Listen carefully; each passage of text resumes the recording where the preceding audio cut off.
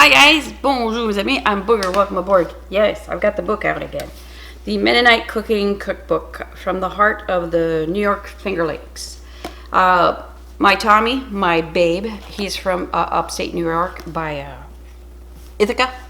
And my mother-in-law used to collect cookbooks and she had this one, she passed it on to me. So I love it, I miss her so much. But anyways, I've been doing a few recipes out of this book and I found another one I'm going to do today.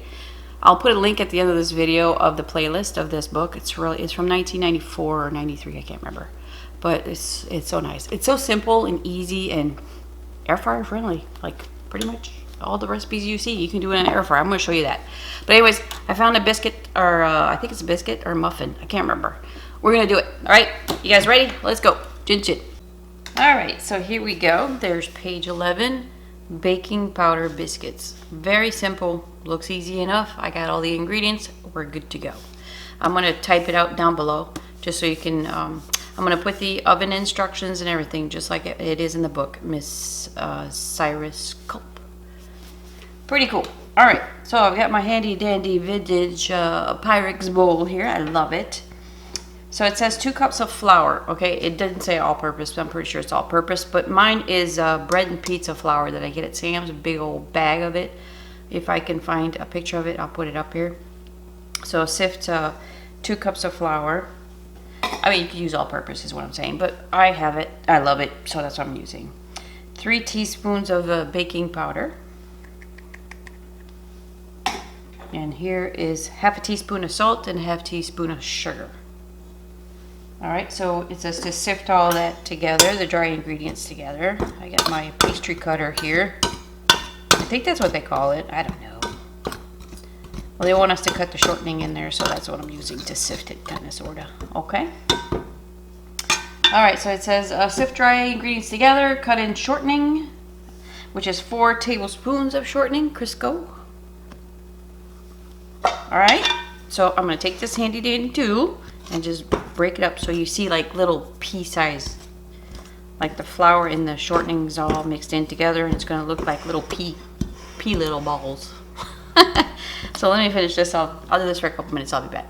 Alright, so there's that. See how there's little tiny little pieces like that? So that's what it only took like maybe a minute and a half. So I'm going to put a little ditch in my little mixture over here.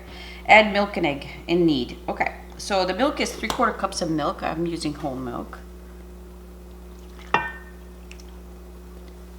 And my egg, large egg, is scrambled up. Okay, so these are the best tools you'll ever find in your life. So just fold this into the flour, like so. Okay, don't over knead it. Just mix it up till it's mixed up, and then I'm going to put it on this clean space on the counter. Okay, so I'll be back. So it says to bake on an ungreased sheet at 450 for 12 minutes. It's supposed to make 2 dozens. So we got to roll it out to 3/8 of an inch thick. I wish Tom was here because he's so good with that stuff. But that's okay. So this is the mat that came with my new rolling pin. I like to use my old rolling pin when stuff like this. The new one is really nice. I'll put a link to it. I got it on Amazon. It's pretty cool. But for this, I'm going to use this. So I'm going to put some of this flour down below here. We're going to knead it. You see how chunky it is right there? It's okay. No problem. It's very sticky, so put some flour on your fingers. And then you won't have a problem. There we go. Okay, I can see the little flakes of lard, or excuse me, shortening. Okay, let's knead that.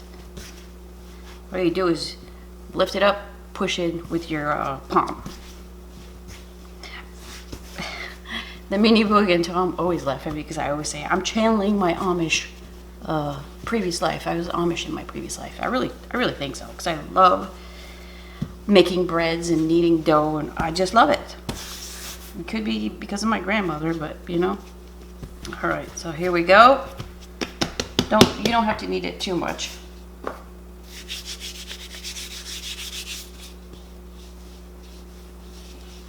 So it's nice about this mat, it gives you, like if you're trying to get like a 12-inch dough for like a pie or your pizza or whatever, you know. It's pretty cool.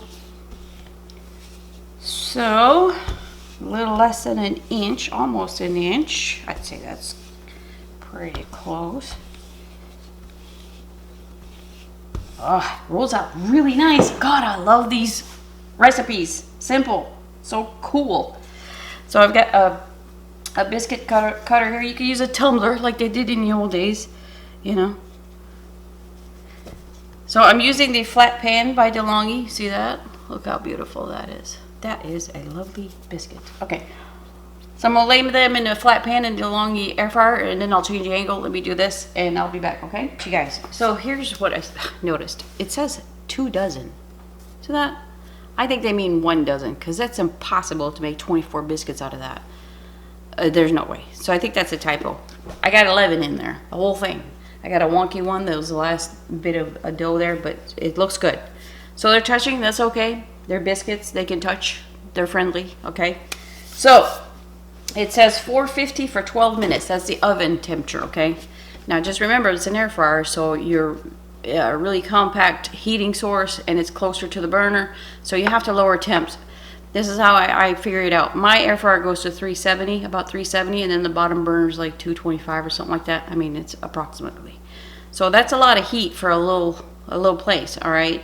And biscuits cook really fast. 12 minutes in an oven, probably about 8 minutes in an air fryer.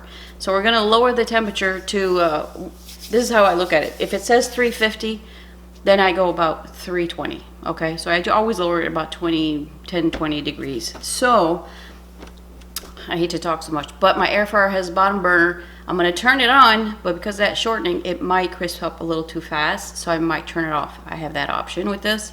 You don't need a bottom burner, but I want a little crust on the bottom for mine. You'll get it without the burner, but mine's gonna have a little faster crust. So I'll let you know. So bottom on first of all to start with. And when I do breads and cakes and stuff like that, I go 2.5. So that's what I'm going to do. And if you want to know what that temperature is, approx, it's always listed under the video in description. Okay, guys? So bottom on, top on at 2.5. And I'll let you know how it turns out. 12 minutes. 12 minutes, guys. Okay, let's check it out. Look at that. Beautiful, perfect. Here's what I did. At 6 minutes, I turned the bottom off and I bumped it to 3.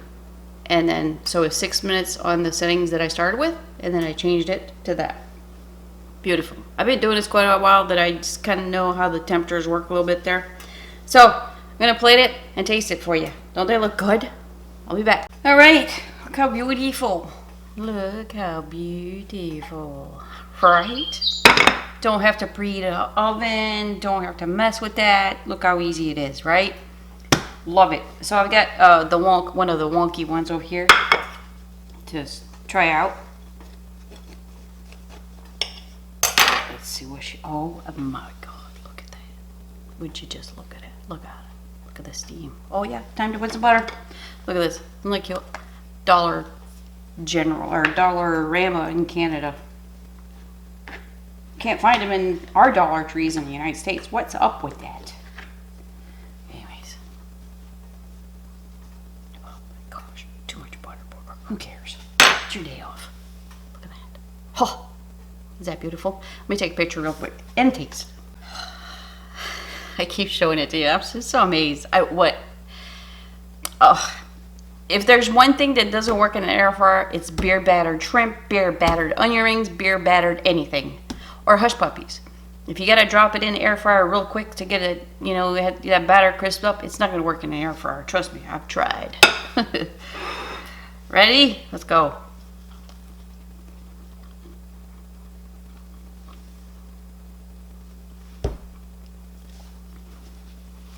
It's the softest biscuit I've ever had.